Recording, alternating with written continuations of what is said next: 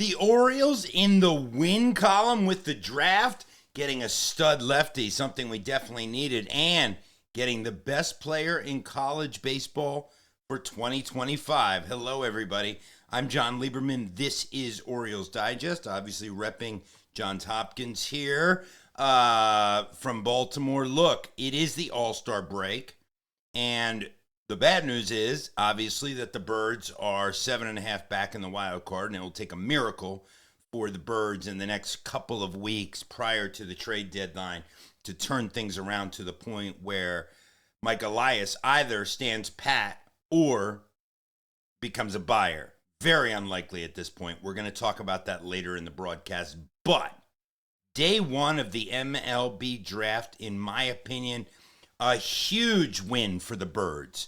2 huge steals in addition to other very solid picks. I'm going to break it down for you and what it means for this team moving forward. And yes, it is not a now thing. It's more of a 2028, 2029 thing. But this is what the Birds need to build for the future. Again, Orioles Digest, like, subscribe, do all of the things.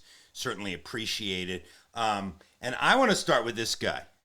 And I want to start with this guy because he is a left-handed pitcher, and it's very rare for the Birds to draft a lefty, especially fairly early in the draft. His name is Joseph Zara, and Joseph is a 6'8" lefty out of Michigan State. As you can see, I went to a Big Ten school. He dominated the Big Ten this last year. And when we look at the Birds and their first 4 picks, you know, at 19, 30, 31, and 37, they got 3 college hitters, studs. They got a high school outfielder. And then at 56, Mike Elias did something that he's never done in the Mike Elias era, and that is drafted a pitcher. And not only that, a left-handed pitcher. And I want to show you some tape of him, if you don't mind.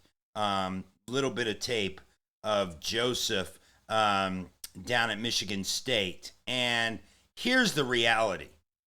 The reality of the situation is that the Birds are weak on lefty pitchers down at the farm. I mean, he could probably be one of the top 2 right out of the jump alongside Luis De Leon, who is also a stud. I want to look at some of Joseph's numbers as well. We're going to get to Eloy in a second, but this is what Joseph did this past season at Michigan State. 91 2/3, 68 hits, 24 earned runs, 22 walks, more than 100 Ks, a great ERA, a great whip, a 28% strikeout rate. He doesn't walk a lot of guys, and he's a standout. I mean, and to get him at number 58, I believe, is a huge, huge steal for the Orioles. I mean, the guy only walked 22 batters, you know, in 91 2/3. I mean, that is extremely impressive. When you deep dive a little bit more, Baseball America ranked him as the number 50 prospect in the draft. He has a low 50s fastball. And again, funny enough, 11 picks after him, the Birds took another pitcher, kid out of Georgia, a righty named J.T. Quinn, which we'll get to in another episode of Orioles Digest. But still, I believe an absolute steal for the Birds here, something that they definitely needed down on the farm, a good lefty. If he can stay healthy, I think you'll see him up at the big league level sooner rather than later. Another big steal for the Birds, and we haven't even gotten to who they drafted with their first pick at 19, but this guy, Wehiwa Eloy. Eloy is a shortstop. The Birds got him at 31. He won the 2025 Golden Spikes Award for the best player in college baseball because he's so well-rounded. But wait until you see this. I want to show you his defense, which the defense makes anybody smile. And that's back to Joe, the big lefty that the Birds got. But watch Eloy. Watch Eloy at short real quick. in the hole, fires across the diamond, got him. I mean, look, the Birds are known for, for their shortstops, for their stud shortstops. We talk about Cal Ripken. We obviously talk about Gunnar. And I think another name that you're now going to throw in there is Wehiwa Aloy. Again, a shortstop out of Arkansas. He is a solid. I want to read a quote actually from the Orioles head of scouting. We really just like the way he goes about playing the game and his skill set, so we see a lot of upside with him. We didn't expect to get him where we were able to draft him. And speaking of him, here's what the Birds, he's the number 11 player on the FanGraphs ranking of this class, 15 at ESPN, 16 at Baseball America, and 17 at MLB Pipeline, and the Birds got him at 31. As I said, he's a righty.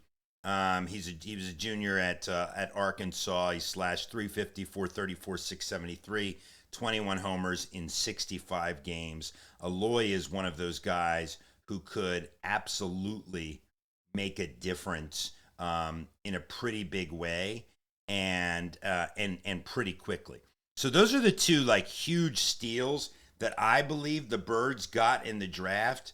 But the guy they took at 19, he could be in that category as well. I mean, Ike Irish out of Auburn. He was the number 11 prospect in the class. And the Birds got him at 19.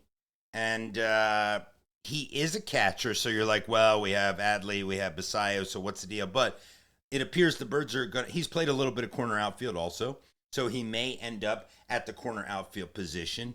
But I want to read what Matt Blood, the Birds VP of Player Development, said. He said, when I saw him in person, I walked away thinking, this guy's one of the best pure hitters in the draft, and he's not going to get to us. And then he told the group, this guy's too good to get to us. But he did. He got to the Birds at 19. And again, while I don't consider him probably as much of a steal as Joseph from Michigan State and as Aloy from Arkansas, this is a very solid pick, the best available player at that time on the board. And I think he's going to be, really, really impressive. And just quickly, a couple of the Orioles' other picks, which we're going to deep dive on another edition. The Birds got an outfielder, Slater DeBrune. He's out of high school, actually. Solid. J.T. Quinn, a righty out of Georgia. Quinn is 6'6". He has a fastball that's maxed out at 98. So he's a guy to keep an eye on. And then also R.J. Austin out of Vanderbilt is somebody who was actually teammates with Enrique Bradfield at Vanderbilt. So somebody to keep an eye there too. But again, I grade the Birds a solid A so far in this draft. It's exciting for the future. The question becomes, what happens in the rest of 2025 and 2026? We're on top of it, and that remains to be seen. I'm Jon Leiberman. This is Orioles Digest.